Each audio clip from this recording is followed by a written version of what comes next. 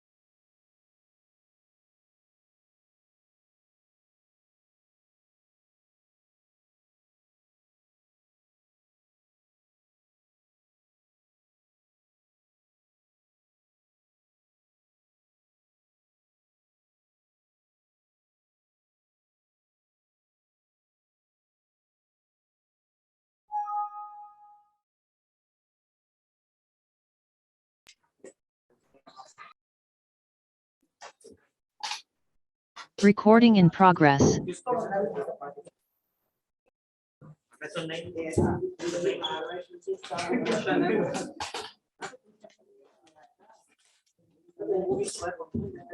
क्या पढ़ा था लास्ट?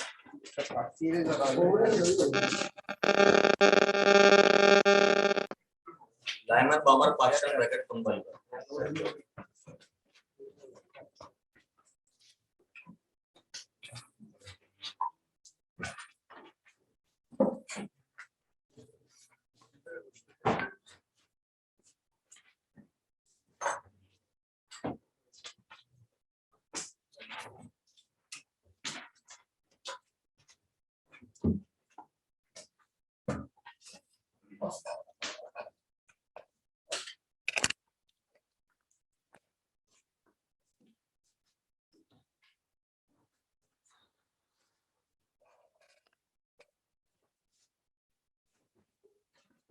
अब जो हमारा मॉडल था, बोर्स मॉडल, अच्छा मॉडल था। काफी सारी मैथमेटिकल बातें भी उसमें कर ली थी अपन ने, लेकिन फिर भी उसमें कई सारे ड्रॉबैक्स थे।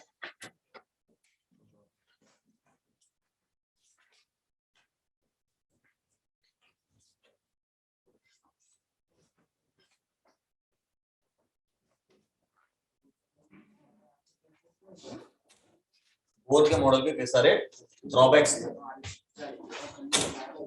जैसे पहला ड्रॉबैक था only for uni electronic species. ये केवल एक इलेक्ट्रॉन वाली स्पीशीज पे काम करता है, हमारी बात हो चुकी है। बाकी का क्या करें भाई, 118 एलिमेंट हमारे पास। दूसरी प्रॉब्लम इसमें थी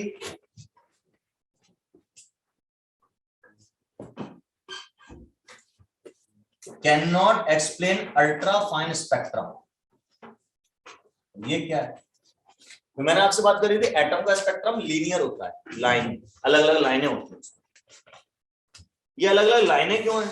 कंटिन्यूअस क्यों नहीं है? बैंड क्यों नहीं है? ये तो बोर ने समझा दिया। उसने कहा था इलेक्ट्रॉन जब एक ऑर्बिट से दूसरी ऑर्बिट में जाता है तो धीरे धीरे नहीं जाता, एकदम से जंप करके जाता है। यानी कि तीसरी ऑर्बिट से उसको दूसरी में जाना है तो जा रहा है, जा रहा है, जा रहा है, जा रहा है, जा रहा है, जा रहा है, पहुंच गया। ऐसा नहीं था।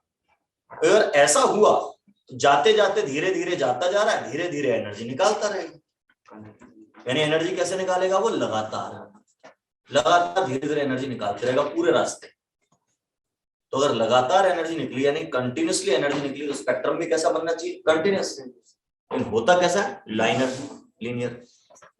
तो उन्होंने बोला था कि इलेक्ट्रॉन एक ऑर्बिट से दूसरे ऑर्बिट तक धीरे धीरे नहीं जाता है, जंप करता है। इधर से जंप करके सीधे सेकंड में कूदता है, और जितना गैप होगा उस थर्ड और सेकंड ऑर्बिट की एनर्जी में, उतने का एक पैकेट, एक बंडल सीधे बाहर फेंकेगा। तो एक पैकेट बाहर जा रहा है एनर्जी का मतलब एक लाइन है। पैकेट या बंडल ऑफ एनर्जी को अपन क्वांटम कहते हैं। एक क्वांटम बाहर फेंक देगा, या उसे फोटोन भी कहते हैं। एक फोटोन लाइट का बाहर फेंक देगा। ये तो उन्होंने समझा दिया। अच्छा, स्पेक्ट्रम हम देखते हैं किस इंस्ट्रूमेंट से? स्पेक्ट्रोस्कोप से। जब बहुत पावरफुल स्पेक्ट्रोस्कोप धीरे धीरे जब बने तो ये समझ में आया, ये दिखा साइंटिस्ट लोगों को कि स्पेक्ट्रम की हर एक लाइन और बारीक बारीक लाइनों से बनी हुई। Each line of the spectrum is containing multiple finer lines और बारीक बारीक लाइन। जैसे बिजली का एक तार होता है, उसका आप उसको प्लास्टिक निकाल दो तो अंदर कॉपर के बहुत सारे बारीक बारीक तार दिखते हैं ना, ऐसे हर एक तार के अंदर और तार, हर एक लाइन के अंदर और लाइन। उन बारीक लाइनों को नाम दिया था इसने अल्ट्रा फाइन स्पेक्ट्रम। अभी लाइन क्यों बनती है वो तो समझा दिया था उसने, जंप। अभी लाइन के अंदर लाइन क्यों होगी ये नहीं समझा पा रहा, ड्रॉबैक। अच्छा, ये जो अल्ट्रा फाइन लाइन बताई मैंने, ये आपस में ऐसे चिपकी रहती, लेकिन अगर आप स्पेक्ट्रम जब देख रहे हैं जिस कमरे में बैठ के, उसमें अगर आप मैग्नेटिक फील्ड लगा दें तो लाइन अलग हो जाती। यानी जब तार अभी तो सारी चिपके हुए अंदर, छील के अलग कर दो, सारे कॉपर के वायर अलग अलग कर दो, ऐसा हो जाता है। कब? Magnetic field. इस फिनोमेना को कहते हैं जीमान इफेक्ट।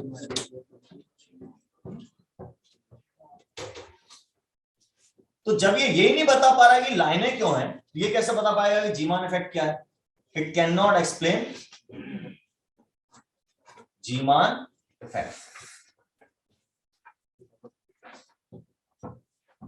अच्छा, ये स्प्लिटिंग मैग्नेटिक फील्ड में हो रही है, इलेक्ट्रिक फील्ड में भी होती है। जब इलेक्ट्रिक फील्ड में जो स्प्लिटिंग होती है लाइंस की, उसका नाम रखा गया है स्टार्क इफेक्ट। दोनों को नहीं समझा पा रहे। एक और प्रॉब्लम कि Bohr's model is against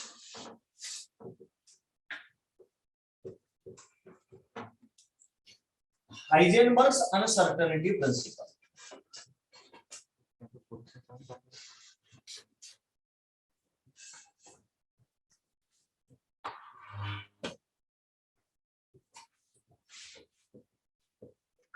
bore का मॉडल जो है वो हाइजेनबर्ग अनसर्टेनिटी प्रिंसिपल के अगेंस्ट। आपने जब किसी दूसरे लॉ के अगेंस्ट होना गलत थोड़ी है, ड्रॉबैक थोड़ी हुआ भाई, वो अपनी बात कह रहा है, हम अपनी बात कह रहा हूं। लेकिन हाइजेनबर्ग ने अपने प्रिंसिपल को एक्सपेरिमेंटली प्रूव किया। बोर ने तो थ्योरी दी थी, थ्योरी मतलब कोई एक्सपेरिमेंट नहीं किया, मन में आया बोल दिया ऐसा होता होगा। तो आप किसी प्रूवन चीज के अगेंस्ट है तो आप गलत हुए ना, इसलिए बोर का मॉडल का ड्रॉबैक। ऐसे एक और था, बोर का मॉडल एक और चीज का अगेंस्ट है, de Broglie theory of dual nature of matter, इसके भी अगेंस्ट है। ये भी प्रूवन मॉडल है, तो उसका अगेंस्ट है, तो भी ये गलती है। फिर ये 2D मॉडल है एटम का, यानी ये बोलता था ऑर्बिट सर्कुलर होती है, सर्कल तो 2 डायमेंशनल होता है ना, क्योंकि एटम तो खुद में कैसा है, स्फेरिकल, 3 डायमेंशनल। ये क्या चक्कर है, 2D से 3D कैसे बन गई चीज, ये नहीं समझा पा रहा था।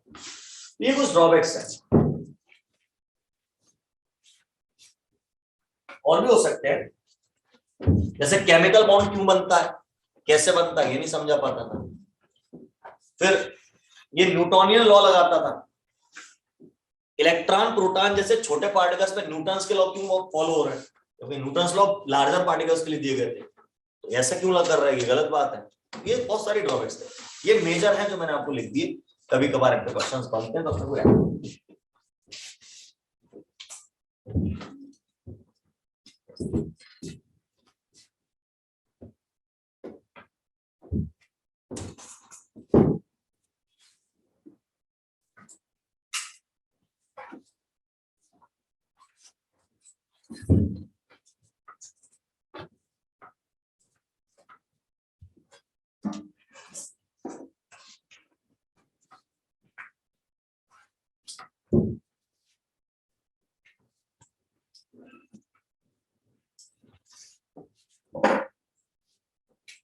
अभी जो नाम है थोड़ा सा इनके बारे में पढ़ लेते हैं।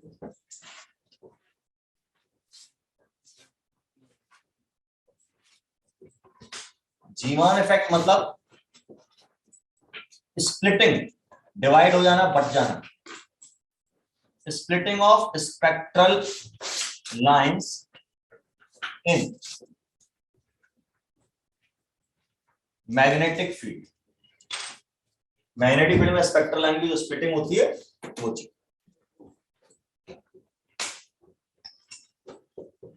दूसरा star effect, this is also splitting of spectral line, लेकिन ये इलेक्ट्रिक फील्ड में होगी।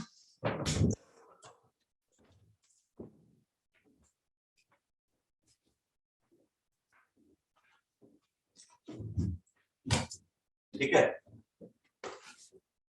एक होता है कॉम्पटन इफेक्ट। ठीक है, increase in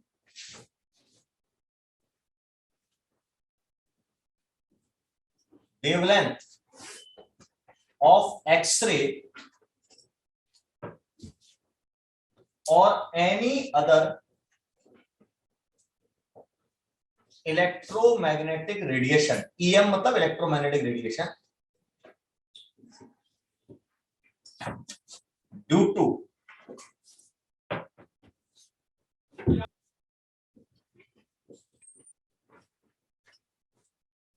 scattering by electron। जब एक्सरे या कोई और इलेक्ट्रोमैग्नेटिक रे, गामा रे, इंफ्रारेड, अल्ट्रावायलेट, ये सारे नाम बताए थे मैंने, उनमें से कोई भी जब इलेक्ट्रॉन पे जाके टकराता है किसी मूविंग इलेक्ट्रॉन पे तो बिखर जाता है। स्कैटरिंग मतलब बिखर जाना, स्कैटरिंग हो जाता है। ऐसा करने से उस एक्सरे या जो भी आपका इलेक्ट्रोमैग्नेटिक रेडिएशन है उसकी एनर्जी में कमी आ जाती है। तब क्यों?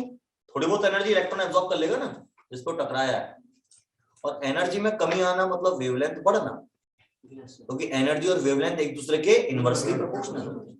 ये फिनोमेना साइंटिस्ट कॉम्पटन ने खोजा था, इसलिए इसको कॉम्पटन इफेक्ट कहते हैं।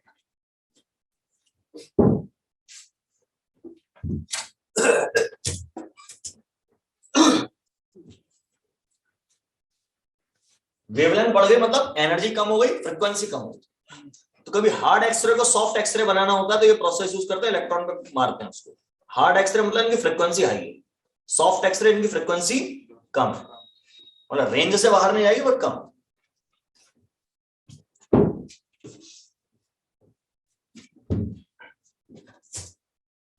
अच्छा, बोर के बाद एक मॉडल और चला था, सोमरफेल्ड मॉडल। ज्यादा काम का नहीं है पर एक बात जरूर उसकी पता होनी चाहिए। Sommerfeld's model says, Bohr Sommerfeld model भी कहते हैं इसको, ऑर्बिट्स आर इलिप्टिकल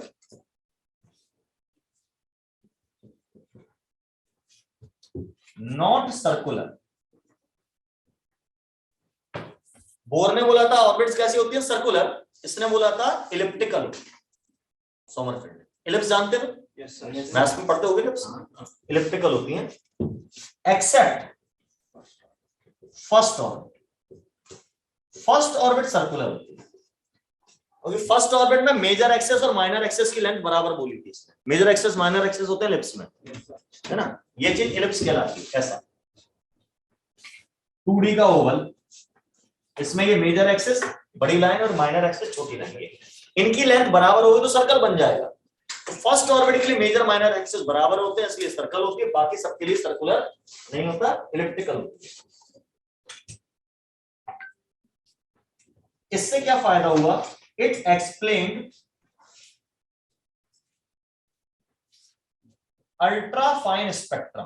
वो जो अल्ट्रा फाइन स्पेक्ट्रम था वो इससे समझ में आता। अल्ट्रा फाइन स्पेक्ट्रम और अल्ट्रा फाइन समझ में आ गया तो जीमान इफेक्ट समझ में आ जाएगा। Zeeman effect and Stark effect. इसी सोमरफेल्ड की थ्योरी से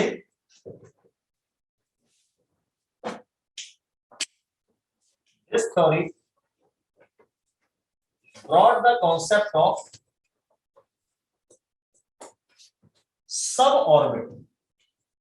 सबऑर्बिट या सबशेल, ऑर्बिट के अंदर सबऑर्बिट होती है एसपीडीआर, उसकी कंसेप्ट सबसे पहले यही लेकर आया था सोमरफेल्ड यहां से। तो जो बारीक लाइन वाली मामला था वो क्लियर किया इसने कि एक ऑर्बिट से दूसरी ऑर्बिट में जाने से लाइन बनती है, लेकिन ऑर्बिट के अंदर क्या होती है, सब ऑर्बिट। तो उसने ऐसा बोला जैसे थर्ड ऑर्बिट से सेकंड में जा रहा हूं तो एक लाइन बननी चाहिए, समझ रहे हैं, पर थर्ड ऑर्बिट में एस होता है, पी होता है, डी होता है, सेकंड में एस और पी होता है। तो थर्ड से सेकंड में जा रहा है तो कई चांसेस है ना, क्या चांसेस है, एस से एस में जा रहा होगा, एस से पी में जा रहा होगा, पी से एस में। तो ये दो बारीक लाइन है अल्ट्राफाइन, या पी से एस से पी से पी में, या डी से एस से डी से पी में। तो एक ही लाइन के अंदर 1 2 3 4 5 6 पॉसिबिलिटीज है, तो 6 अल्ट्राफाइन लाइन बनेंगी। ये वाली कंसेप्ट इसने समझाई, क्लियर।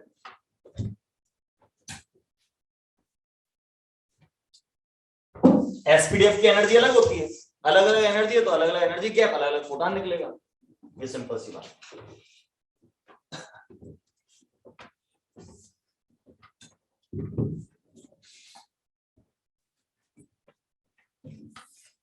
अच्छा, जैसे मान लो एक इलेक्ट्रॉन 5वीं ऑर्बिट से तीसरी में जाना चाह रहा है, कितनी लाइन निकलेंगी, अल्ट्राफाइन नहीं, नॉर्मल लाइन, एक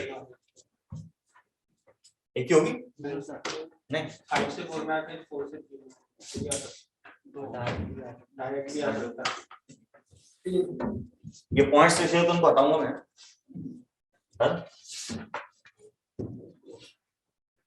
अब जरा इसको समझते हैं।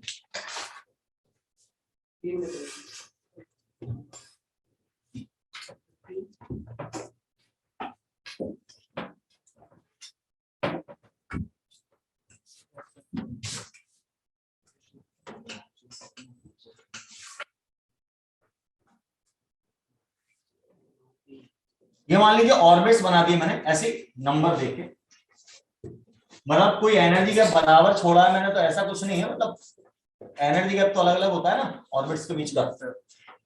मैंने ऐसे जनरल एक डायग्राम बना दिया, लेवल दे दिया, first orbit, second orbit, third orbit. कहां से कहां लाना चाह रहा हूं, 5 से 3। तो 5 से 3 लाना तो एक ऑप्शन तो है कि 5 से 3 में डायरेक्ट आ जाए, या एक ऑप्शन है कि 5 से पहले 4 में आए फिर 4 से 3 में आए, और कोई तरीका नहीं। यानी जब इलेक्ट्रॉन 5 से थर्ड में आता है तो 3 पॉसिबिलिटी, यानी कितनी स्पेक्ट्रल लाइन निकलेंगी, 3।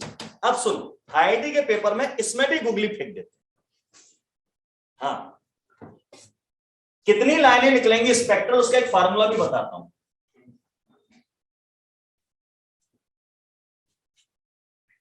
ये नोट में अपन लिखेंगे भी, नंबर ऑफ स्पेक्ट्रल लाइंस, या उसे अपन कहते हैं नंबर ऑफ फोटॉन्स इमिटेड। भाई एक स्पेक्ट्रल लाइन मतलब एक फोटोन हुआ ना, मैंने कहा था एक फोटोन फेंकेंगे तो एक लाइन चली जा रही है वाला सिस्टम से, है ना।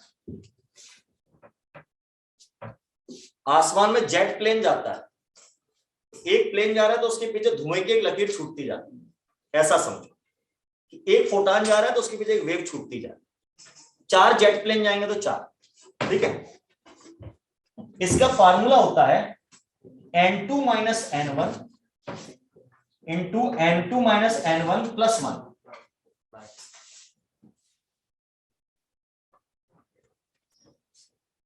होल डिवाइडेड बाय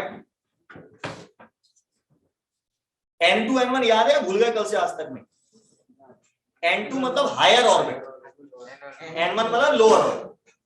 जैसे 5 तो 3 में आ रहा है, n2 मेरा 5 होगा, n1 मेरा 3 होगा। अब आप लोग तो गणित के हैं, अच्छा गणित आता है, यहाँ 5 रखोगे, यहाँ 3, 5 में से 3 के 2 बचा, इधर 5 में से 3 के 2 बचा, 2 में प्लस 1 होंगे तो 3 होगा, 3 इंटू 2 6 डिवाइडेड बाय 2 3, यानी 5वीं से तीसरी में आते टाइम 3 लाइन बननी चाहिए। देखो मैंने 3 ही बनाई।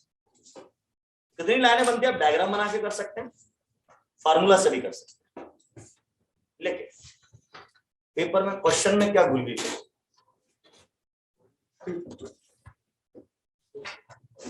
इन 1 हाइड्रोजन एटम, ध्यान से सुनना, इन 1 hydrogen atom electron jumps from 5th orbit to 3rd orbit, then how many spectral line will be emitted? मैं बोर्ड पे लिखता हूं, in 1 hydrogen atom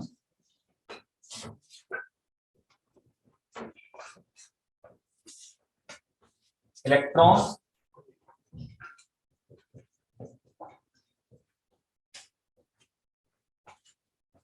transmitted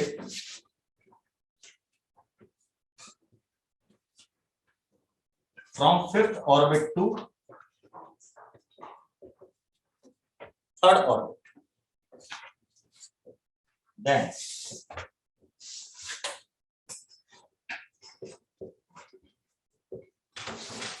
number of spectral lines emitted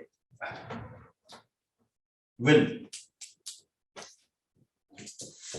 1, 3, 5 infinite. ऐसा question है, क्या जवाब?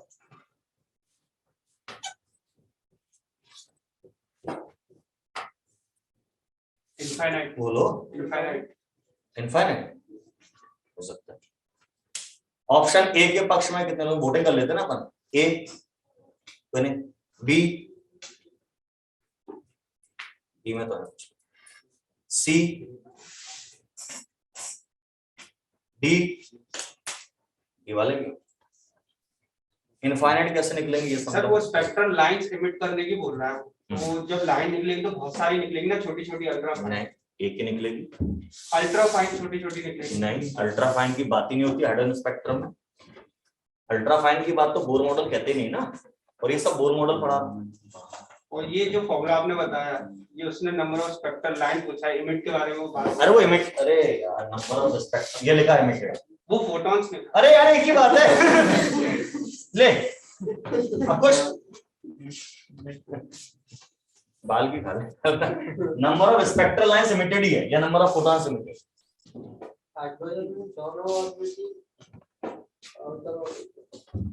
हाँ तो उससे क्या मतलब, तो हायर कहीं नहीं जा सकते, ऐसे ग्राउंड में आना जरूरी थोड़ी है।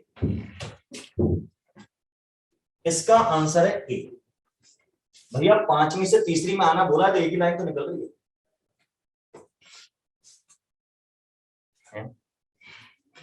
अभी तो कुछ और समझा रहे थे, 3 निकलवा रहे थे, फार्मूले से भी निकलवा, डायग्राम से भी।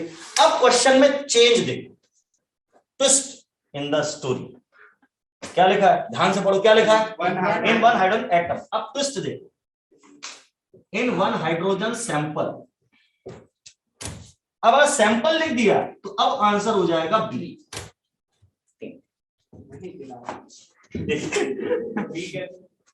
अब ये कैसे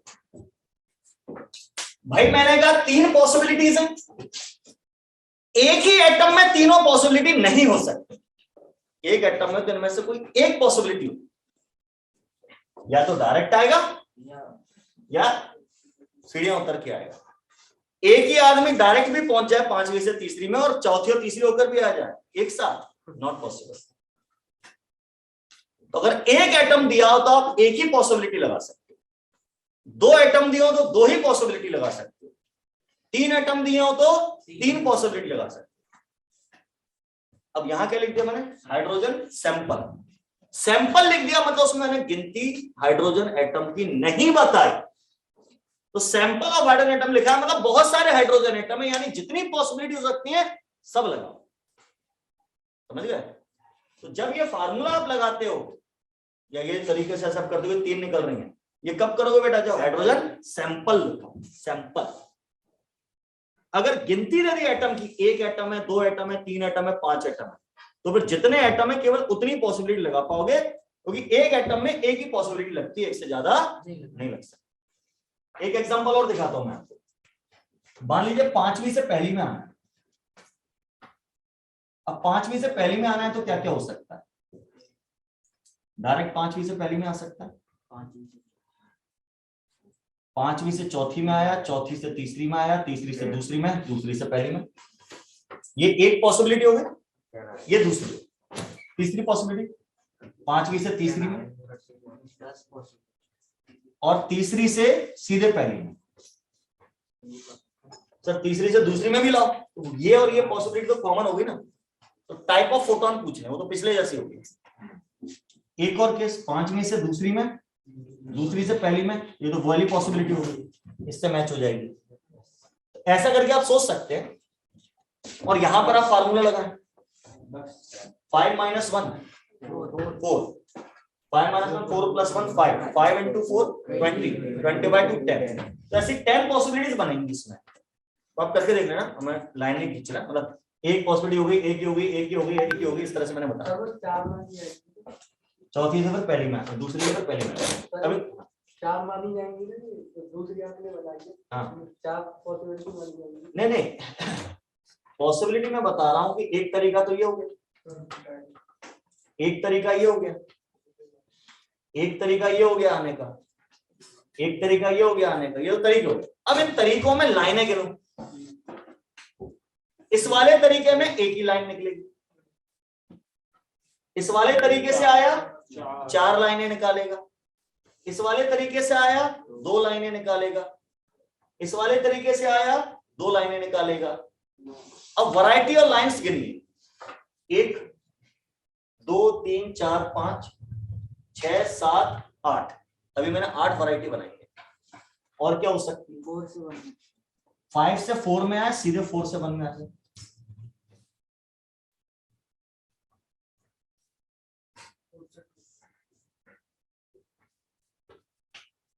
एक ये काम करेगी, 5 से 4 में आए, फिर 4 से 2 में आए, फिर 2 से 1 में आए।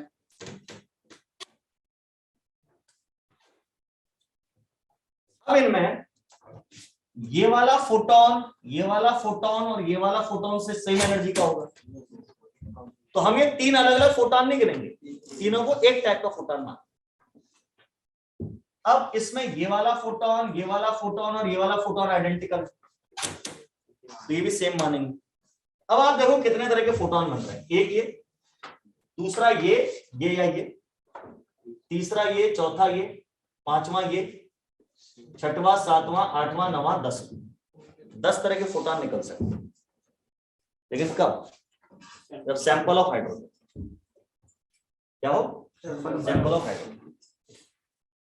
लेकिन अगर उसने बोला, अब उसने बोला सैंपल ऑफ हाइड्रोजन है जिसमें in a sample of hydrogen 3 atoms are present। उस सैंपल ऑफ हाइड्रोजन में कितने एटम रखे हुए हैं? 3, सिर्फ 3 ही एटम। तो अब क्वेश्चन क्या पूछेगा, 5th to 1st ऑर्बिट में, मान लो अगर इसी क्वेश्चन को करो, 5th से 1st ऑर्बिट में वो जाने वाला है, अब वो पूछेगा then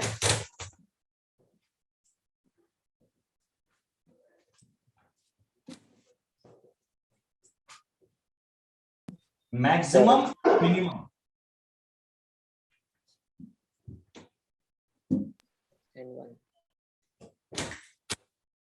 maximum and minimum number of emitted spectral line will. अब ऐसा क्वेश्चन पूछेगा।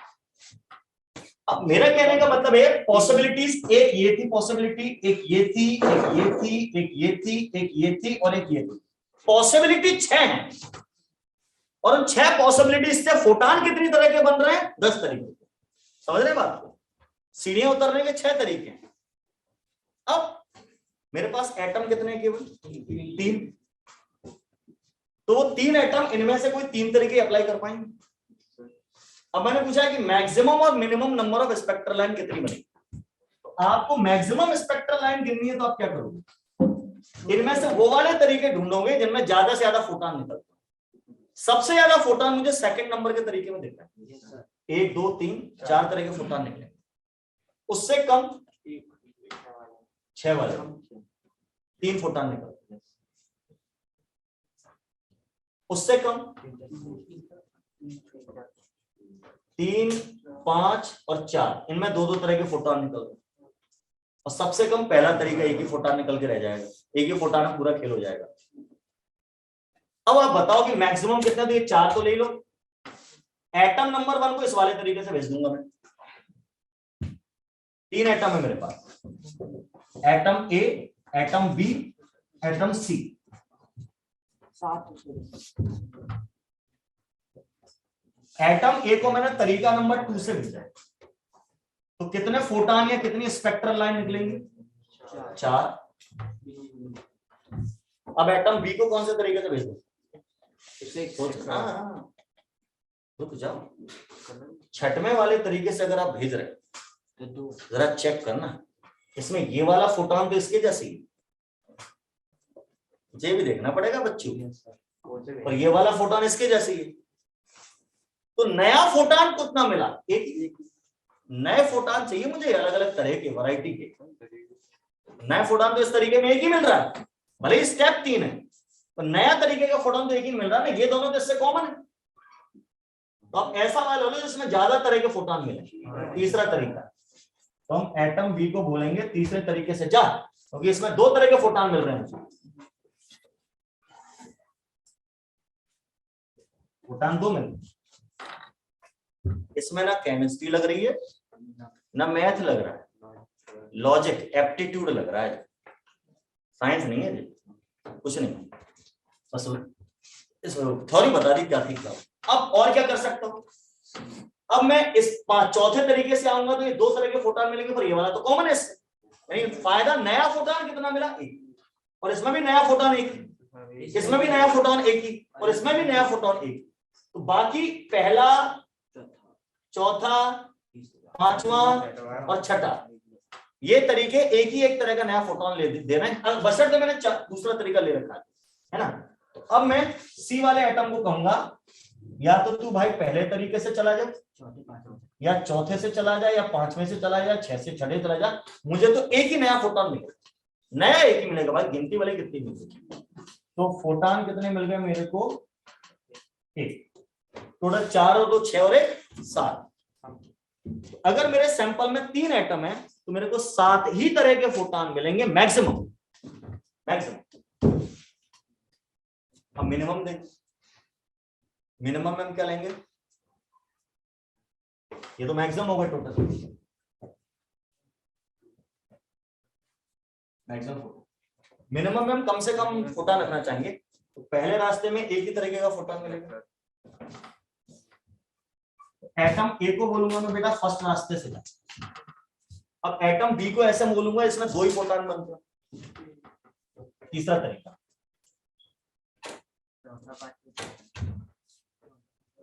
सोच लो, कम से कम चाहिए।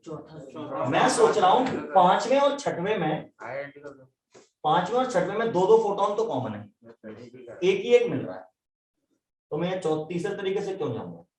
तीसरे तरीके में तो 2 नए फोटोन मिलते हैं, चौथे में भी दूसरे तरीके में 2 नए फोटोन नहीं, दूसरे तरीके में हाँ 4 नए मिल रहे हैं, चौथे तरीके में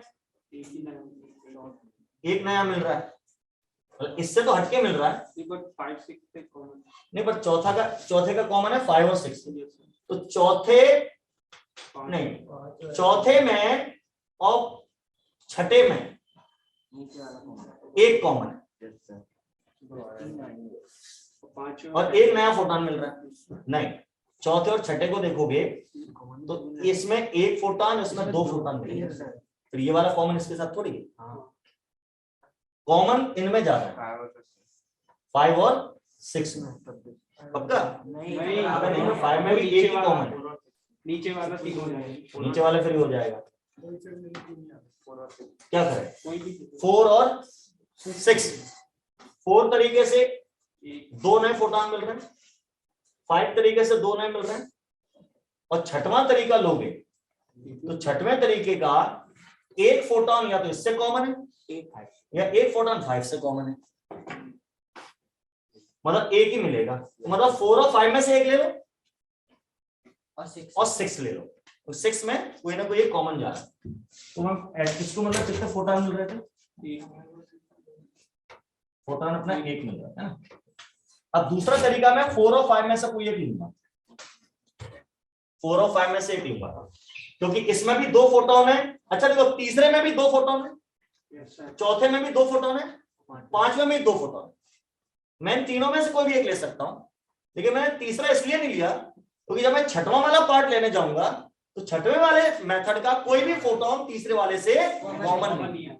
मैं चाह रहा हूं कि जितने कॉमन निकल जाए उतना हो जाएगा, मिनिमम चाहिए।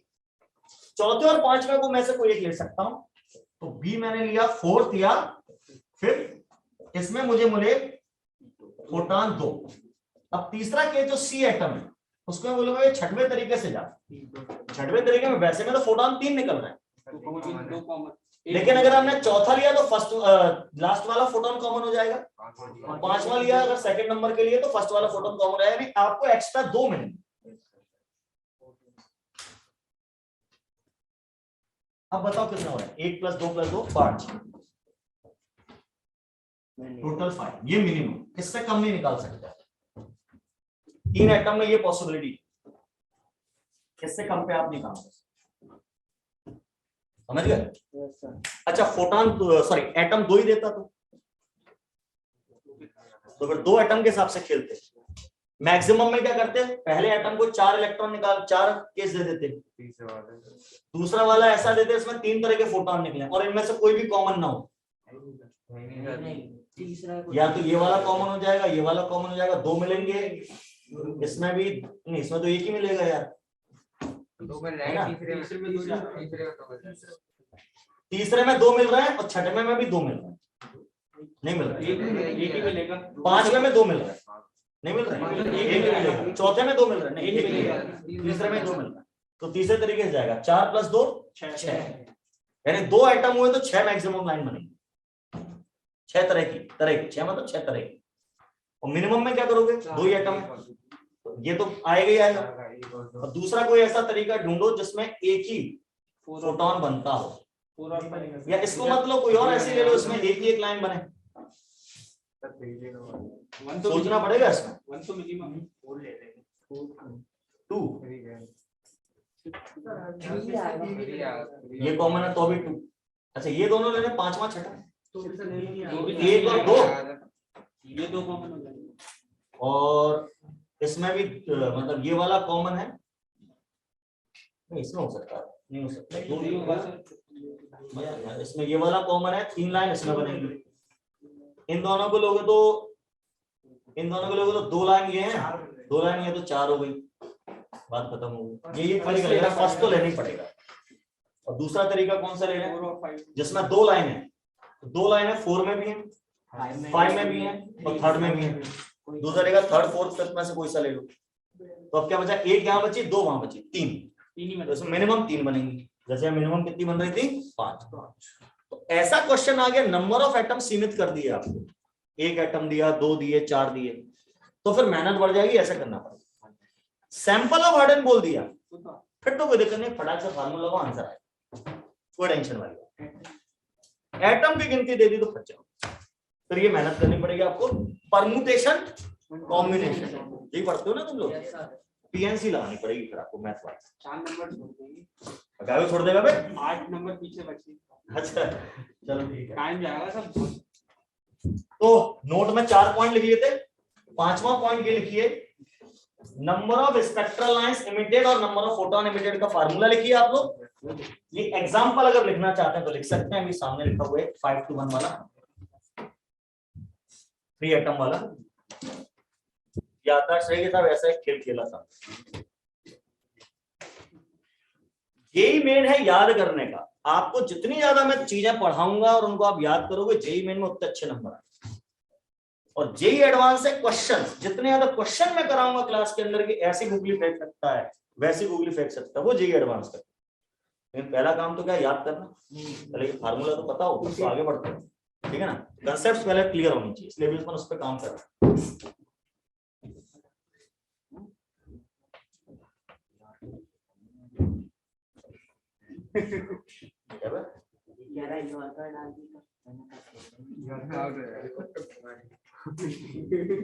डाल दिया तो साइड में हो जाओ,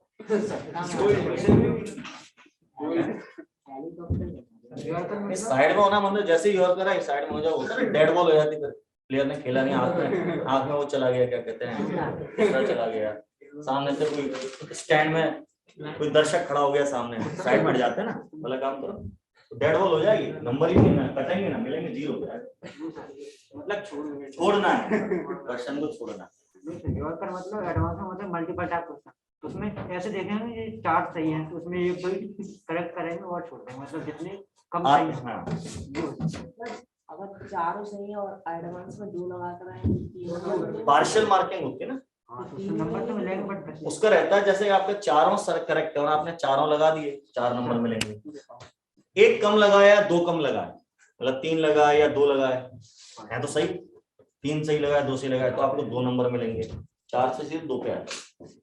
एक ही सही लगाया तो 1 नंबर में। वो इंस्ट्रक्शन रहते हैं आपके, तो आईडी के पेपर में इंस्ट्रक्शंस भी पढ़ने पड़ेंगे आपको एडवांस में, खासतौर से। मेन में कोई दिक्कत नहीं, उसमें तो पता ही है पेपर देख के और आएगा या नहीं आएगा 2 ही बातें होंगी उसमें। एडवांस में थोड़ा थोड़ा आ सकता है, थोड़ा ज्यादा आ सकता है, ज्यादा आएगा तो बहुत ज्यादा आ सकता है, सब कुछ आ सकता है, कुछ भी नहीं आ सकता है, सब बातें हो सकती हैं।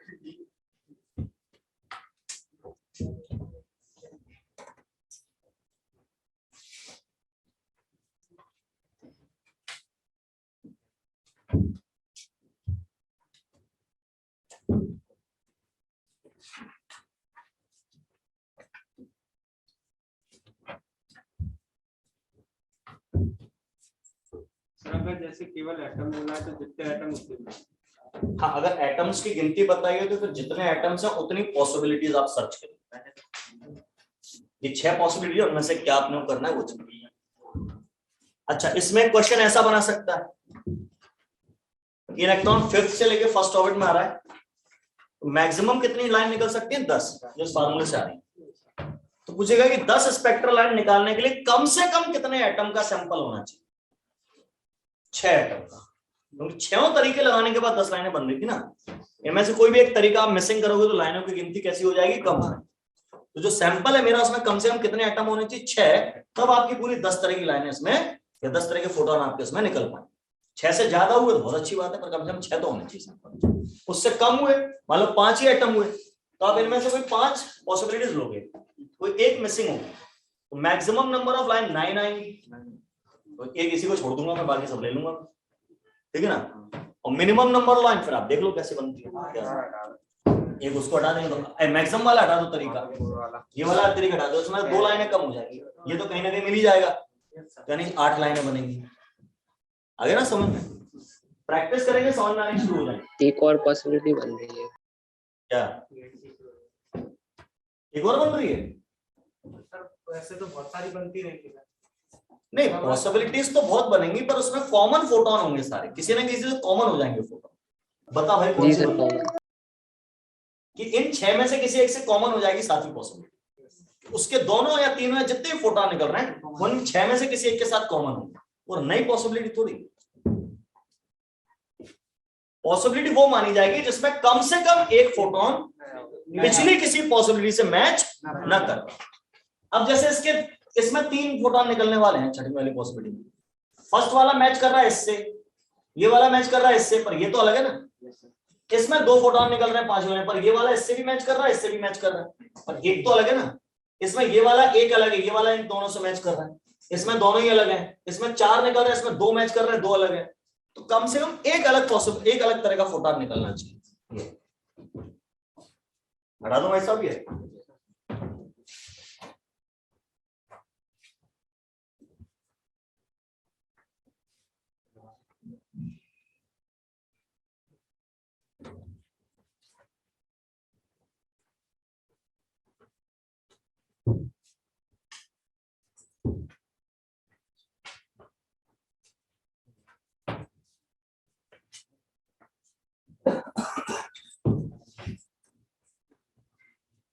अब हम आते हैं उन थ्योरीज पे जिन्हें बोर्स मॉडल को बर्बाद कर दिया। अभी तक जो 4 मॉडल बताए, थॉमसन, रदरफोर्ड, बोर और सोमरफेल्ड, ये सारे के सारे मॉडल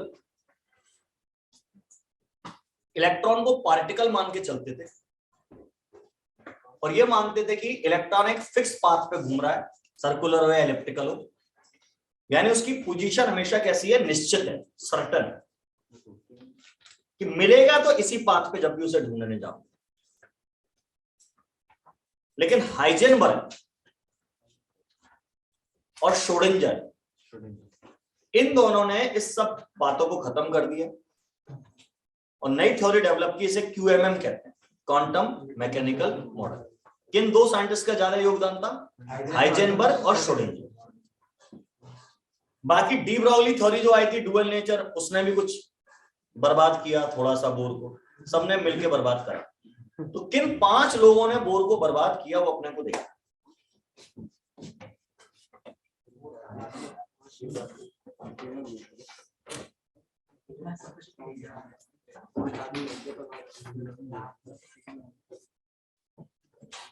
इन थ्योरीज में जो कुछ पढ़ाऊंगा, जो फार्मूले बताऊंगा, उस पे न्यूमेरिकल आते हैं। जेई मेन में तो जरूर आते हैं, जेई एडवांस में भी आएंगे, इनको भी याद करना है। पहली theory,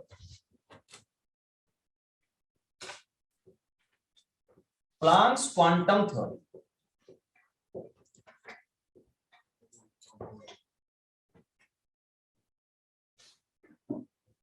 Planck's quantum theory.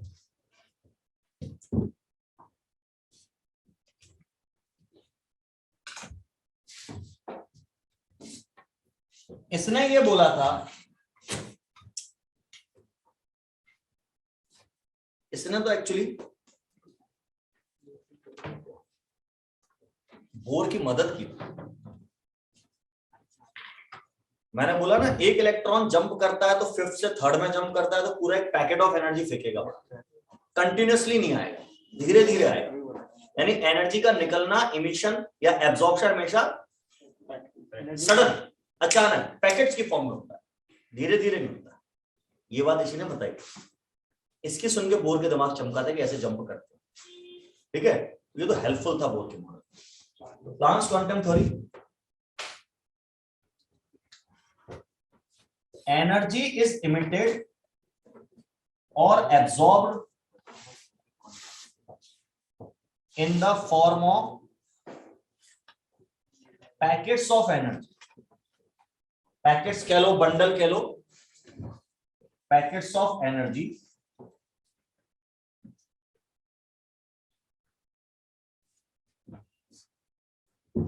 Not continuously, लगातार नहीं निकलती, ना एब्सॉर्ब होती है किसी भी चीज में, not continuously.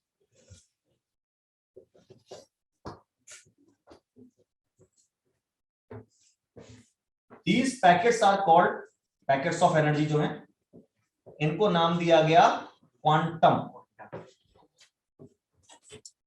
These particular packets of energy are called quantum, इनको हम क्वांटम कहते हैं।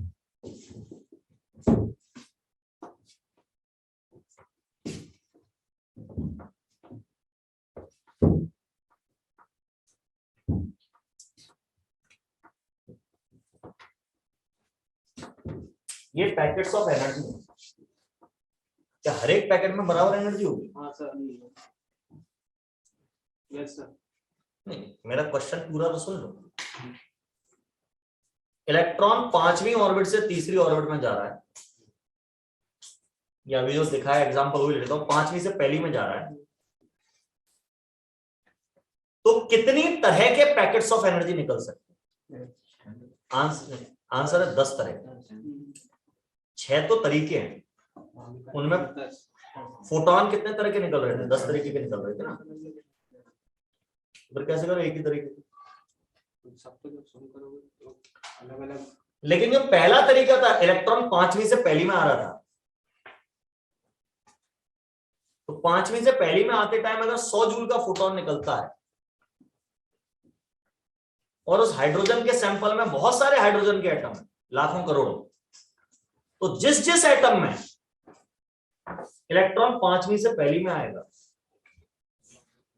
वो 100 जूल का फोटोन निकाले। इन किसी में 5वीं से पहले 3री में गया, फिर 3री से पहली में आया, तो 2 तरह के फोटोन निकलेंगे। हो सकता है एक 20 जूल का निकले, 30 जूल का निकले, जैसे भी हो। एग्जाम्पल दे रहा हूं, भावना पे जाओ, शब्दों पे मत जाओ, है ना। मतलब कहने का मतलब यह है कि अलग अलग तरह के ट्रांजिशंस के लिए पैकेट्स ऑफ एनर्जी के अंदर की एनर्जी भी कैसी होगी? अलग। अब इसमें 3 ट्यूबलाइट लगी, एक ये जो ऊपर ब्लॉक्स लगे हैं, एक ब्लॉक में 3 ट्यूबलाइट होती है, तो तीनों में से इक्वल एनर्जी के फोटोन नहीं निकल रहे। पहली ट्यूबलाइट से इतने का निकल रहा होगा, दूसरी से उतने का नहीं निकल रहा होगा, डिफरेंट, 3री से अलग। हाँ, पहली ट्यूबलाइट से जो फोटोन निकल रहे हो सबके सब एक ही एनर्जी के होंगे। लगातार ही मान लो 50 जूल के निकल रहे हैं तो सब 50 50 50 50 50 जूल निकल। जैसे बल्ब है तो बल्ब से लाइट निकलती है, ऐसे निकलती है। ये लाइट एनर्जी के बंडल्स हैं। Each bundle will be called a quantum. Energy के पैकेट का नाम क्वांटम क्या है? अब ये पैकेट एक बल्ब है, ये दूसरा बल्ब, इससे भी एनर्जी के पैकेट निकल रहे हैं। क्या फर्क दिख रहा है? साइज बढ़, मतलब इसके अंदर एनर्जी कम है, इसके अंदर एनर्जी ज्यादा है। सर ऐसा क्यों हो रहा है? बेटा ये 60 वॉट का बल्ब है, ये 100 वॉट का बल्ब है। बल्ब में पावर होती है कि नहीं होती है? 100 वॉट का बल्ब। वॉट यानी power, power equal to energy upon time. एक सेकंड में अपन कितने फोटोन निकल रहे हैं निकालना चाह रहे हैं तो पावर इक्वल टू एनर्जी हो जाएगी ये सिस्टम में। तो अगर इसकी पावर कम है तो उससे छोटे छोटे फोटोन निकल रहे हैं, छोटे छोटे एनर्जी के पैकेट, इसमें ज्यादा एनर्जी के पैकेट निकल रहे हैं। अरे बाजार में चिप्स लेने जाते हो, पैकेट में मिलता है, 5 रुपए का भी होता है पैकेट, 10 रुपए वाला भी होता है, 20 रुपए वाले भी होते हैं, सब में चिप्स बराबर थोड़े होते हैं, पर हैं तो सभी पैकेट ना। नाम सबका क्वांटम है, पर दुनिया में अलग अलग जगहों पे अलग अलग क्वांटम्स के अंदर भरी हुई एनर्जी अलग अलग। अरे तो कितनी होगी कैसे पता चले? वो भी इसने बताया।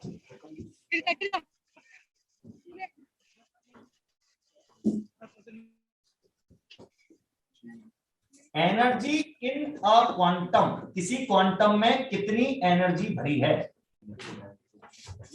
Is directly proportional to the frequency of light। अच्छा जो ट्रांस क्वांटम थ्योरी है इसको अपन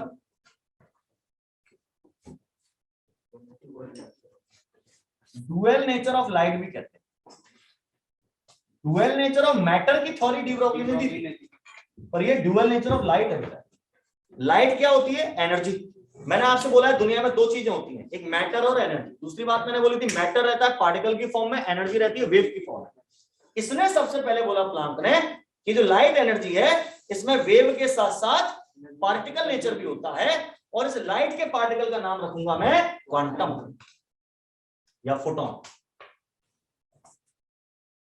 इस लाइट के पार्टिकल में मास नहीं होता, वजन नहीं होता, जीरो मास का है, चार्ज भी नहीं होता, चार्जलेस मासलेस पार्टिकल है, हाइपोथेटिकल पार्टिकल है भैया।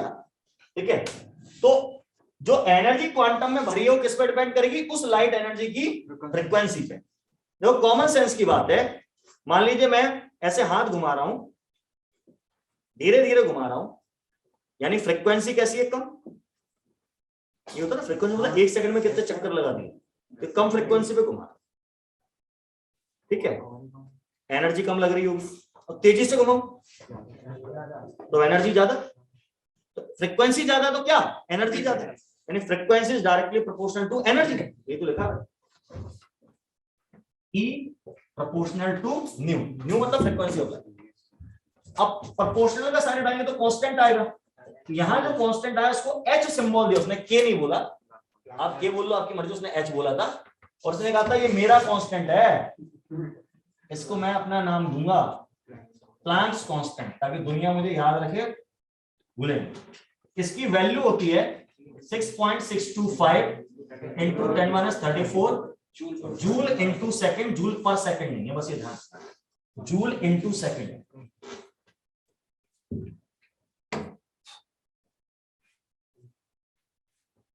और इसकी यूनिट पिछली क्लास में बताया था, एंगुलर मोमेंटम की यूनिट के बराबर। जूल पर सेकंड तो बेटा पावर होती है,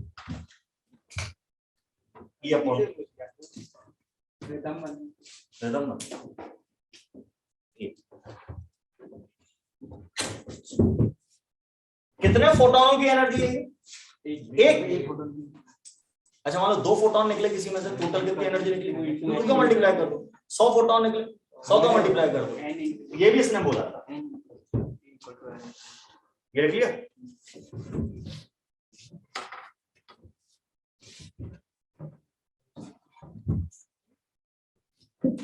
अगली बात बोली थी इसने, टोटल एनर्जी इमिटेड और एब्जॉर्ब भी ऐसी होगी, अगर आप ई टोटल की बात करें that is equal to N into H, यानी एक फोटॉन की energy into number of photons. अच्छा, इसमें ऐसा भी कर सकते हो N into H C by lambda. ये क्या है? वेवलेंथ के फॉर्म। फ्रीक्वेंसी जो होता है स्पीड अपॉन वेवलेंथ होता है, frequency equal to C by lambda होता है। लाइट की स्पीड को सी से दिखा रहा है इसलिए सी लिखा है, लाइट के अलावा किसी और की बात कर रहे हो तो सी मत लिखना, वहां पर वी लिखना वेलोसिटी, है ना। ये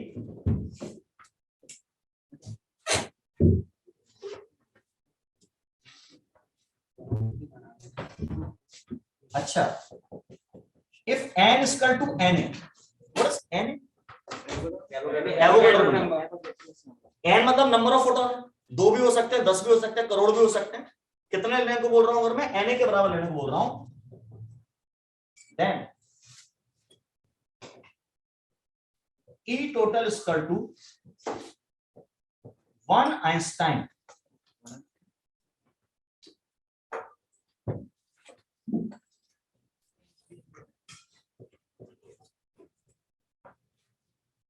यानी 1 आइंस्टाइन क्या है, N A into H nu, N A into H C by lambda के बराबर होता है। मतलब एक मोल फोटॉन की एनर्जी, एन ए मतलब एक मोल हो गया ना, एवोगैड्रो नंबर।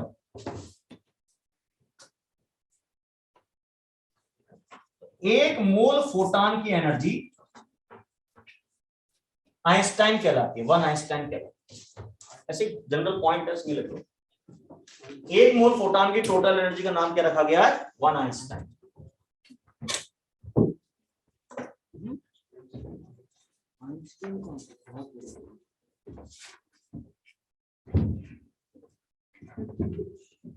क्या आइंस्टीन कौन? ये पूछ रहा है आइंस्टीन कौन? ये है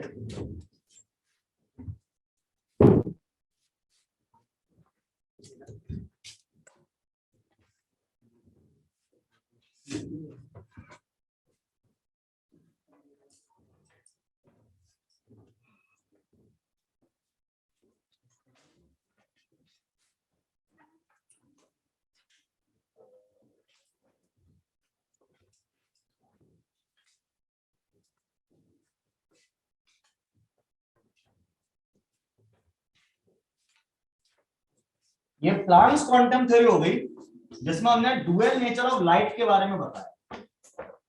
एक साइंटिस्ट है, अगली थ्योरी हमारी de Broglie.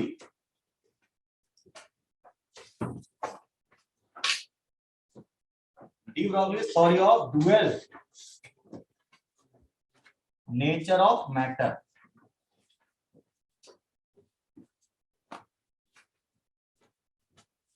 De Broglie theory of dual nature of matter. इनने कहा जब तुम्हारी लाइट में डुअल नेचर होती है तो हमारे मैटर में भी डुअल नेचर होती है। जब तुम्हारी लाइट वेव के साथ साथ पार्टिकल नेचर भी शो कर सकता है तो हमारे मैटर में भी पार्टिकल के साथ साथ वेव नेचर भी। लेकिन कब? जब वो चलेगा। ये ध्यान रखना, खड़े में नहीं। When particle moves, some waves get associated with it. Some waves get associated with it, which are called matter wave. Matter से जुड़ी है तो matter waves और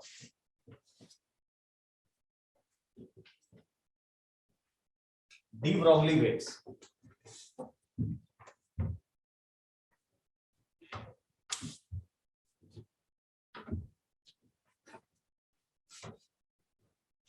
मैटर वेव्स और डी ब्रॉगली वेव्स। अब इन्होंने कह दिया हम कैसे मान लें, झूठ बोल रहे हैं। तो इसको एक्सपेरिमेंटली प्रूव किया था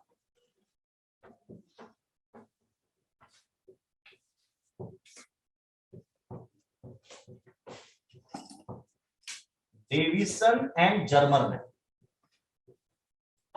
इनने एक्सपेरिमेंट करके प्रूव किया था, हाँ साहब ऐसा होगा। अच्छा, जब कोई पार्टिकल चलता है तो इन्होंने उसका वेव एसोसिएट हो जाता है। बेटा पार्टिकल या मैटर की पहचान होती है वजन, मास। जिस भी जो मास होता है उसे मैटर है। तो फिर वेव की पहचान क्या होती है?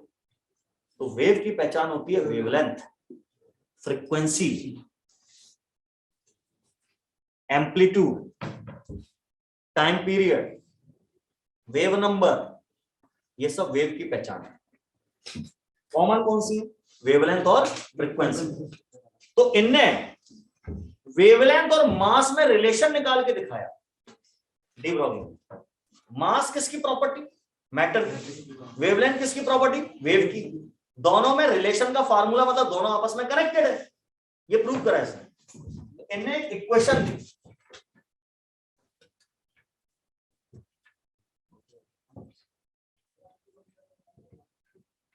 ये जो मैटर वेव की बात कर रहा है, ये जो मैटर से उड़ाती है। अच्छा, ये जो वेव है ये लाइट वेव नहीं है, वो अलग चीज है, ये अलग टाइप की वेव, मैटर से जुड़ी मैटर वेव। तो डी ब्रॉगली इक्वेशन जो है वो मैटर वेव की वेवलेंथ बताता है, लैम्डा, और इसका फार्मूला होता है h/p। What is h? Planck's constant. What is p? Momentum. इसको आप ऐसा भी लिख सकते हो, लैम्डा इक्वल टू h/mv, क्योंकि मोमेंटम का फार्मूला होता है मास इनटू वेलोसिटी। या आप इसे आप ऐसा भी लिख सकते हो, lambda equal to h/√2mek। Sir ये क्या? तो फिजिक्स में आप पढ़ते हो मोमेंटम और काइनेटिक एनर्जी में रिलेशन होता है। मोमेंटम इक्वल टू √2me होता है, वो रख दिया मैंने। अच्छा, इसको ऐसे भी लिख सकते हो, काइनेटिक एनर्जी लिखिए फार्मूले में, काइनेटिक एनर्जी मतलब वर्क डन। हाँ, काइनेटिक एनर्जी वर्क डन बराबर होता है वर्क एनर्जी थ्योरम आप पढ़ते होगे फिजिक्स में। वर्क डन यानी काइनेटिक एनर्जी, काइनेटिक एनर्जी यानी वर्क डन। मैं किसी चीज पर जितना ज्यादा वर्क करूंगा उसमें उतनी ज्यादा एनर्जी आएगी। धीमे से फेंकूंगा, धीमे से काइनेटिक एनर्जी आएगी, तेज ताकत लगा के फेंकूंगा, ज्यादा काइनेटिक एनर्जी आएगी इस पैर में। ठीक है। अच्छा, इलेक्ट्रिसिटी में वर्क डन का फार्मूला होता है Q इंटू। वैसा वर्क डन का फार्मूला क्या बनता है? Force into displacement. इलेक्ट्रिसिटी में नहीं होता। करंट, इलेक्ट्रिसिटी, इलेक्ट्रोस्टैटिक्स आप पढ़ते होगे फिजिक्स में, उसमें वर्क डन का फार्मूला होता है Q इंटू V। Q यानी चार्ज, V मतलब potential. Potential is the work done in bringing unit quantum charge to the point in electric field. Work done ही होता है पोटेंशियल एक तरह का। तो मैंने क्या किया, चार्ज पार्टिकल के लिए, मैंने नहीं किया, डी ब्रॉगली ने किया था, सिर्फ चार्ज पार्टिकल के लिए फार्मूला होना, ये बाकी पे नहीं चले। उसमें उन्होंने क्या किया, काइनेटिक एनर्जी यहां जो दी है यानी वर्क डन जो दिया है उसकी जगह QV लिख दिया। Q यानी चार्ज पार्टिकल का, V यानी इसको कितने वोल्टेज से आपने चलाया। चार्ज पार्टिकल को वोल्टेज लाके तो चलाते हैं। आपके घरों में तारों में इलेक्ट्रॉन दौड़ रहे हैं, यहां भी दौड़ रहे हैं, करंट, इलेक्ट्रिसिटी, वोल्टेज लगा के तो दौड़ा रहे हैं 220 वोल्ट का। वो जो जीरो हो गया तो इलेक्ट्रॉन दौड़ना बंद कर देता है। लाइट चली, ऐसा बोलते हैं। आज के बाद मत बोलना लाइट चलेगी, आजकल बोलना इलेक्ट्रॉन रुक गए हैं, अब पता नहीं कब चलेंगे। वोल्टेज रहता है, वही एनर्जी मिलेगी, ताकत लगेगी।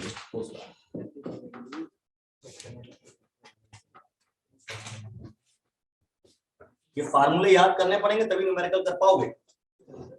डेटा दिया रहता है, मास दिया गया, वेलोसिटी दिया गया, गुणा भाग करना आना चाहिए भाई, वो तो आना ही चाहिए। अब इसमें एक दिक्कत है, ये लास्ट वाला फार्मूला ये तकलीफ देता है। समझिए क्यों तकलीफ हो। ध्यान से सारी बातें छोड़ के बोर्ड पे ध्यान में क्या बता। आपसे बोला गया कि एक इलेक्ट्रॉन को 10,000 वोल्ट लगा के चलाया गया, तो उससे एसोसिएटेड वेवलेंथ निकाल। 10,000 वोल्ट लगा के चलाया गया तो उससे एसोसिएटेड वेवलेंथ निकाल। तो आप ये न्यूमेरिकल के लिए वाला फार्मूला यूज करोगे, लैम्डा मुझे निकालना, तो बाकी चीजें पता होनी चाहिए। एच यानी प्लांक कांस्टेंट, क्या हमें पता है? Yes sir. अभी लिखवाया, पता है। अब नीचे आ जाओ, रूट में 2 लिखा है, 2 तो 2 होता है। एम मतलब यहाँ एम क्या है? मास। किसका? इलेक्ट्रॉन। जिसको चला रहे। अभी मैं इलेक्ट्रॉन बोल रहा था तो mass of electron, mass of electron आपको बताया मैंने 9.1 × 10⁻31 kg। याद कर लेंगे, वो यहाँ रखोगे, क्या रखोगे? 9.1 × 10⁻31 फिर क्यू मतलब क्या है? चार्ज इलेक्ट्रॉन की जो चीज चल रही है, दैट इज 1.6 × 10⁻19। और फिर V की जगह वोल्टेज मैंने 10,000 बोला था, तो अब आपको यहाँ गुणा भाग करने में 1 दिन लगेगा। बड़ी वैल्यू, बड़े नंबर है, फिर रूट भी लेना है, फिर ऊपर भी बड़ी वैल्यू है, माइनस में पावर, उनको डिवाइड भी करना है। इतना टाइम तो पेपर में मिलेगा नहीं। उसको आसान करते हैं आपकी। हाँ। इलेक्ट्रॉन के लिए, इलेक्ट्रॉन के क्वेश्चन आता है, कोई और पार्टिकल आ गया तो फिर तो दिक्कत करनी पड़ेगी, पर एटलीस्ट इलेक्ट्रॉन के लिए अपन बता रहे हैं। तो इलेक्ट्रॉन के लिए फार्मूला ऐसा हो जाता है, lambda equal to √150/v। Root अब ऊपर तक है, यही फार्मूला इलेक्ट्रॉन के लिए ऐसा लिखा जाएगा। वोल्टेज अब 1 सेकंड हो जाएगा सवाल, 150/10,000 और उसका रूट निकालना है, काम आसान हो गया। अगर यही फार्मूला प्रोटॉन के लिए भी सीख लें और काम आसान हो जाएगा। मान ली प्रोटॉन की बात करें तो प्रोटॉन और इलेक्ट्रॉन में किस चीज का अंतर होता है? मास का, एम बदल जाता है। और शायद आपको अगर प्रोटॉन का मास इलेक्ट्रॉन के मास का 1837 टाइम्स ज्यादा होता है, शायद आपको बताया है ना। तो अपन क्या करेंगे, 1837 का रूट निकाल लेते हैं, उसको बाहर ले आते हैं। मेरे पास कैलकुलेटर है, इसमें रूट नहीं है। 47 मुझे याद आ रहा है, 47 × 47 2200 है ना। 46 करके देखो, 2116। 45 × 45 2025।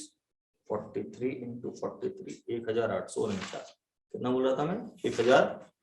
1837 टाइम्स ना। तो प्रोटॉन के लिए भी यही फार्मूला रहेगा, √150/v, बाहर 1/43 लगा दे, बस इतना है। अच्छा एक बात बताओ, अगर सेम वोल्टेज से प्रोटॉन और इलेक्ट्रॉन दोनों को एक्सेलरेट करें तो किसकी वेवलेंथ ज्यादा होगी?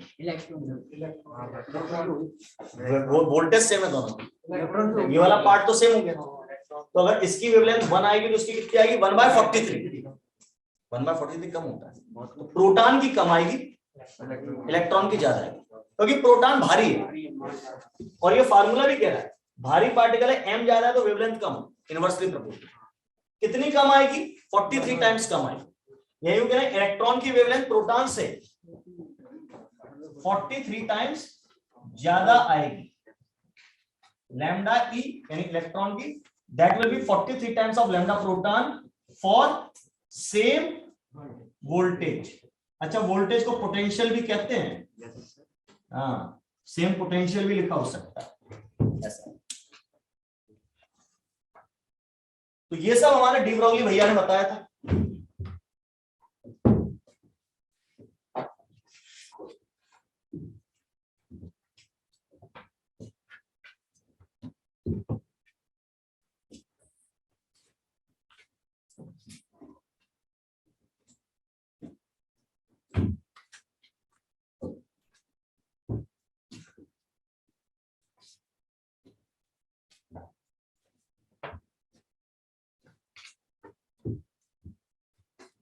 है ना?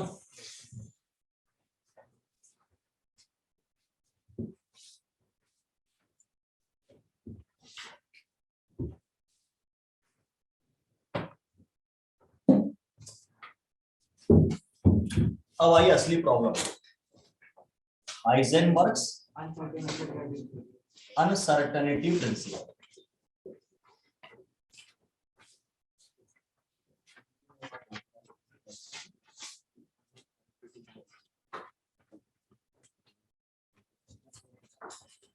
ये कहता है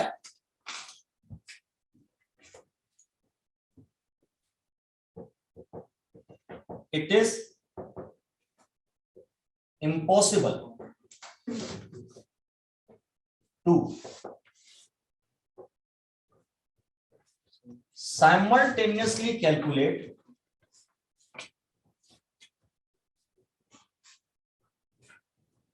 accurate position and accurate momentum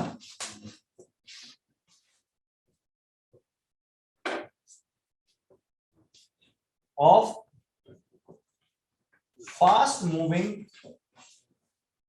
small particle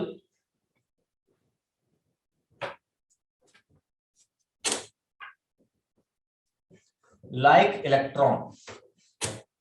electron जैसे फास्ट मूविंग पार्टिकल का मोमेंटम और पोजीशन एक साथ सही सही निकालना नहीं पॉसिबल। मतलब ऐसा नहीं कि आप एक्यूरेटली कैलकुलेट नहीं कर सकते, पर एक साथ नहीं कर सकते। अगर पोजीशन एक्यूरेटली निकालोगे तो मोमेंटम गलत हो जाएगा, एरर आ जाएगी उसमें। एरर पढ़ लिया अभी? नहीं हो। और मोमेंटम एक्यूरेट निकालोगे तो पोजीशन गलत हो जाएगी, ये गड़बड़ हो जाएगी।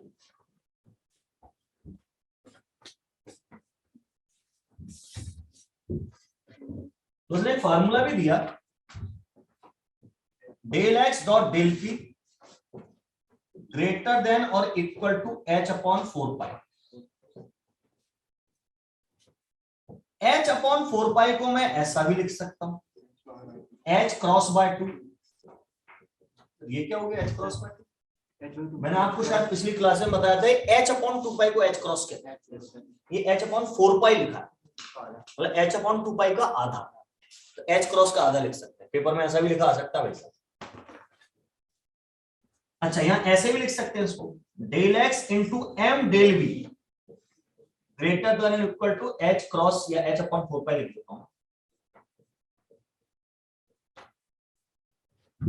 मोमेंटम का फार्मूला होता है एम वी पी का, तो डेल्टा पी का एम इंटू डेल्टा वी। अब सर डेल्टा आपने वी में क्यों लगाया, एम में क्यों लगाया? न्यूटोनियन लॉ में एम कांस्टेंट होता है, आइंस्टाइन की थ्योरी में नहीं होता। अपन तो न्यूटोनियन लॉ लगा रहे हैं ना, तो एम कांस्टेंट है इसलिए लिया। अब यहाँ पे डेल एक्स का मतलब क्या है? डेल एक्स मतलब अनसर्टेनिटी, और you can say error in position. Electron की पोजीशन पता करने में हुई गलती, that is the meaning of uncertainty. Delta P क्या है? अनसर्टेनिटी और एरर इन मोमेंटम। और अगर डेल्टा वी की बात करें तो ये अनसर्टेनिटी या error in velocity of electron. Electron की वेलोसिटी नापने में हुई गलती। एरर नहीं पढ़ा तो न्यूमेरिकल कैसे कराऊंगा इसको? पढ़ा है ऐसे एरर। पढ़ा इसके न्यूमेरिकल हो जाएंगे, इतना तो पढ़ा है। तो बस जनरल नॉलेज होनी चाहिए एरर के बारे में। एक साथ कैलकुलेट कर ली थी, बट वो ब्लर वो पिक्चर आई थी। पिक्चर ब्लर मतलब पोजीशन गलत। पोजीशन और वेलोसिटी ठीक है, एनसीईआरटी वालों को करने दो, अपने पेपर में तो चाहिए आएगा। मैं आपको कौन सा केमिस्ट्री पढ़ा रहा हूँ, मैं तो आपको हिस्ट्री पढ़ा रहा हूँ। जो पेपर में आती है वही पढ़ा रहा हूँ। ये सब गलत हैं, आज की थोड़े में ये भी गलत हो रही है, क्या करूँ? सही चीज तो पता ही नहीं है क्या है, तो सही को छोड़ो, जो लिखा है उसको याद करो। मैं आपकी बात से डिनाई नहीं कर रहा, और मैं कह रहा हूँ कि अपने को उस पर दिमाग नहीं लगाना, दिमाग इस पर लगा।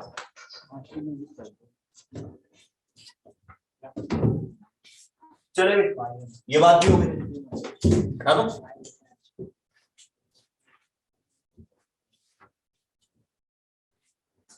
इसमें फेमस क्वेश्चन है, कर ही लो यार उसको। मतलब ऐसा एक क्वेश्चन आता है कि if uncertainty in position and momentum are equal, then what will be uncertainty in velocity. General एक कॉमन क्वेश्चन एक्स्ट्रा आ जाता है, उसको याद ही कर लो, काय को एग्जाम में टाइम खराब करो। अच्छा, इसमें इसको बताने से पहले एक चीज और बता दूं, आप अगर ध्यान से देखें तो del x dot del P equal to greater than equal to H upon 4, ये मेरा एक कांस्टेंट है। इस पूरे को मैं के भी लिख सकता हूं, मेरी मर्जी। इस पूरे को अगर मैं के लिख दूं और डेल्टा पी को अपॉन में ले जाऊं, तो इसका मतलब क्या हुआ, डेल्टा एक्स और डेल्टा पी इनवर्सली प्रोपोर्शनल। समझ गए? यानी हमारा डेल एक्स और डेल पी कैसे हैं, इनवर्सली प्रोपोर्शनल। सीधी सीधी बात। डेल्टा पी मतलब मोमेंटम नापने में हुई गलती, एरर।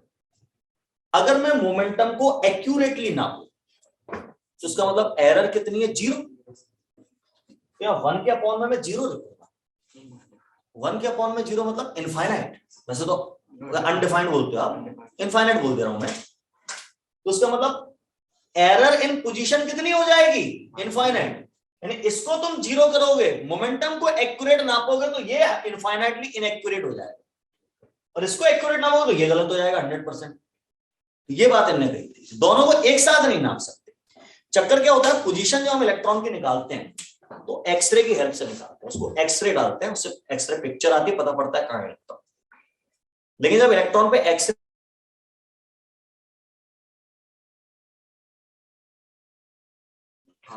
और एनर्जी एब्जॉर्ब कर लेगा तो उसकी एनर्जी जो है उतनी नहीं रहेगी, उससे बढ़ जाएगी। और एनर्जी बढ़ गई तो मोमेंटम भी बढ़ जाएगा, वेलोसिटी बढ़ जाएगी। तो आप मोमेंटम गलत हो गया आपका। अब मोमेंटम कैसे नापते हैं, लेजर बीम डाल के। आप लेजर बीम डालते हैं इलेक्ट्रॉन पे तो इलेक्ट्रॉन को झटका लगता है, वो आगे खिसक जाता है, पोजीशन बिगड़ जाती है। तो दोनों एक साथ नहीं कर पा रहे, मतलब कोई एक्सपेरिमेंटल तरीका अभी तक हम नहीं ढूंढ पाए जिससे दोनों को एक साथ कैलकुलेट कर पाए।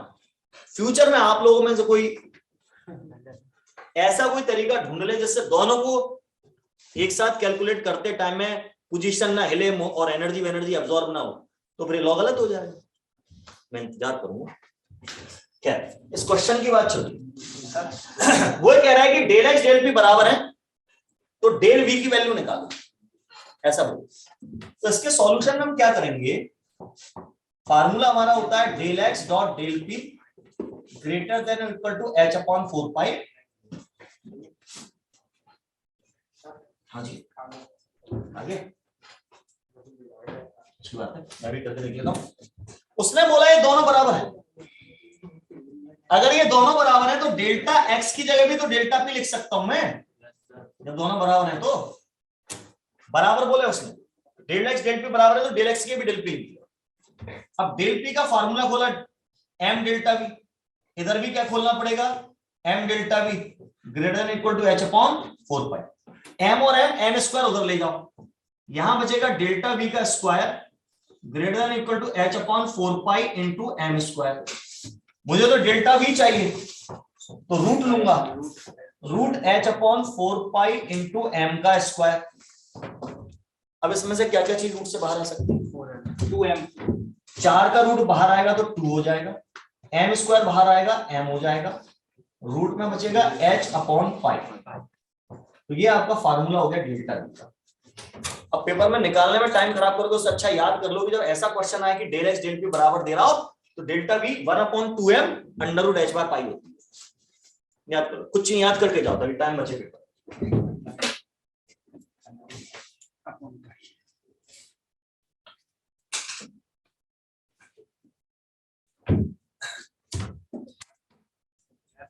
कुछ एनर्जी वगैरह मतलब कितनी कर सकते थे, न्यूक्लियस प्रोटॉन फिक्सेड न्यूक्लियस का न्यूक्लियस फिक्सेड वो बदलता नहीं। अच्छा, इलेक्ट्रॉन जो होता है वो न्यूक्लियस के अंदर नहीं रह सकता, अपन जानते हैं, भाई बता रहे थे।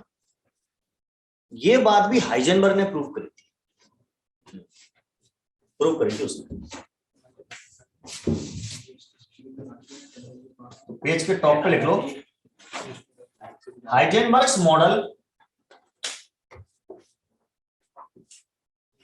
प्रूव्स दैट, पेज के टॉप पे लिख लेना, electron can not be present inside nucleus, electron nucleus के अंदर रह ही नहीं सकता, ऐसा हाइजेनबर्ग ने प्रूव किया। क्या था हाइजेनबर्ग ने ये मॉडल लगा के उसकी वेलोसिटी निकाली इलेक्ट्रॉन, लाइट की स्पीड से ज्यादा और वो फिर लाइट की स्पीड से भी ज्यादा आ रही थी, और ऐसा माना जाता है कि लाइट की स्पीड से ज्यादा कुछ नहीं चल सकता।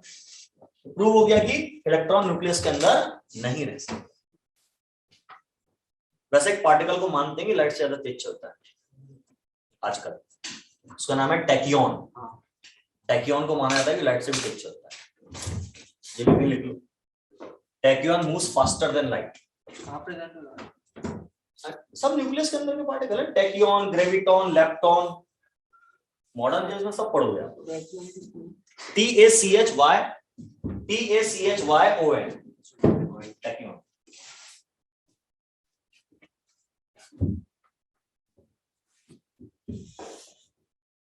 अब उसको मारना है तो फिर ये चोरी करो। सब गलत है।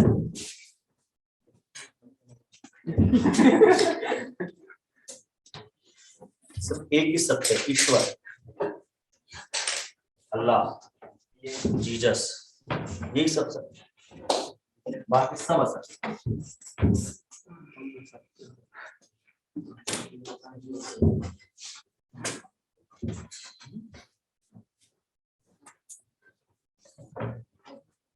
अब दो थ्योरीज हो रहे हैं यार, एक है ब्लैक बॉडी रेडिएशन और एक है photo electric effect. Photo electric तो फिजिक्स में पूरा चैप्टर है इसके ऊपर। तो चौथी थ्योरी है black body radiation. What is black body?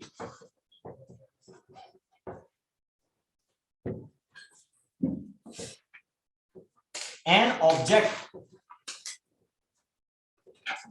which can absorb, सोख लेता है, all the radiations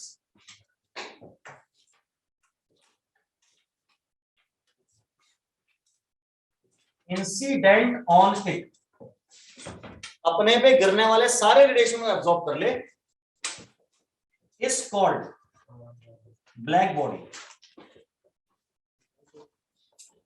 ये तो ब्लैक बॉडी रेडिएशन की बात कुछ और है। तो मैंने आपको Kirchhoff's law of selective absorption बोला था कहीं पर, मैंने बोला था कोई चीज जिस कलर की वेवलेंथ को एब्जॉर्ब करती है ठंडे में, गर्म करने पे उसी को निकाले, या गर्म में जिसको निकाल रही ठंडे में उसको एब्जॉर्ब करेगी। अब ब्लैक बॉडी ठंडे में सब तरह की वेवलेंथ एब्जॉर्ब करती है, 1 से लेके 1 करोड़ तक सब, उससे आगे की भी। तो फिर जब ब्लैक बॉडी को गर्म करोगे तो एक एक करके, एक साथ नहीं, एक एक करके सारी वेवलेंथ निकलेंगी। When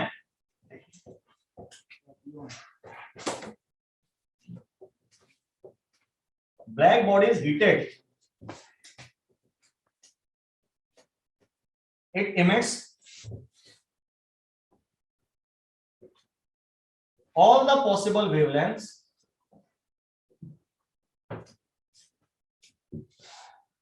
one by one with increasing temperature। जैसे जैसे टेम्परेचर बढ़ाते जाओगे वेवलेंथ चेंज होती जाएगी। गर्म करते हैं तो एक फिक्स टेम्परेचर थोड़ी होता है, और जो वेवलेंथ है इमिटेड रेडिएशन की वो एनर्जी के इनवर्सली प्रोपोर्शनल होती है, यानी टेम्परेचर के इनवर्सली प्रोपोर्शनल। यानी जब ब्लैक बॉडी को आप गर्म करोगे तो पहले बहुत कम एनर्जी वाली वेव निकलेगी, बहुत कम एनर्जी वाली मतलब बहुत हाई वेवलेंथ वाली रेडियो वेव, और गर्म करोगे माइक्रो, और गर्म करोगे इंफ्रारेड, और गर्म करोगे रेड, फिर ऑरेंज, फिर येलो। हीटर में समझाया था ये चीज। ब्लैक बॉडी में वैसी होती है। ब्लैक बॉडी कोयला गर्म करो तो ऐसे होता है, बाद में जलने लगता है वो ऑरेंज दिखता है, येलो दिखता है, शुरू में सिर्फ हीटिंग आती है। हमारी बॉडी में भी तो कुछ टेम्परेचर है, 37 डिग्री सेल्सियस, में से भी लाइट निकल रही है। हम लोगों में से इंफ्रारेड निकल, वो मैं दिखता नहीं इसलिए समझ में नहीं आता। हाँ निकल रहा है इंफ्रारेड रेडिएशन। तो होते ना स्पेशल नाइट कैमराज या नाइट विजन टेलीस्कोप्स, हाँ तो उसमें आदमी की बॉडी का शेप दिखाई देता है केवल, वो इंफ्रारेड कैच करता है, यहाँ से इंफ्रारेड निकल रहा है। अब मुझे भी लाइट निकल रही है भैया, अपन भी लट्टू हैं इंफ्रारेड के लट्टू। यूवी बल्ब आते हैं ना अपन, इंफ्रारेड बल्ब। तो आज के लिए इतनी है। एक मॉडल और है, एक थ्योरी और है, photo electric effect. Although physics में पढ़ते हैं यहाँ, फिर भी अपन उसका इतना ज्ञान तो ले लेंगे, यहाँ काम आ जाएगा। तो अपन करेंगे अगली क्लास में, और अगली क्लास में हम लोग सीखेंगे अब इलेक्ट्रॉनिक कॉन्फ़िगरेशन और क्वांटम नंबर, यानी क्वांटम मैकेनिकल मॉडल का पार्ट। वैसे क्वांटम मैकेनिकल मॉडल यहीं से शुरू हो जाता है, हाइजेनबर्ग से, ठीक है ना। तो अपने को शुरू हो गया, ठीक है।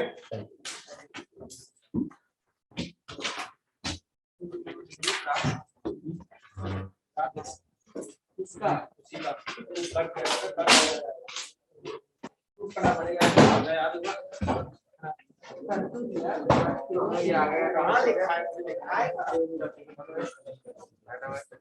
तो क्वेश्चन एकदम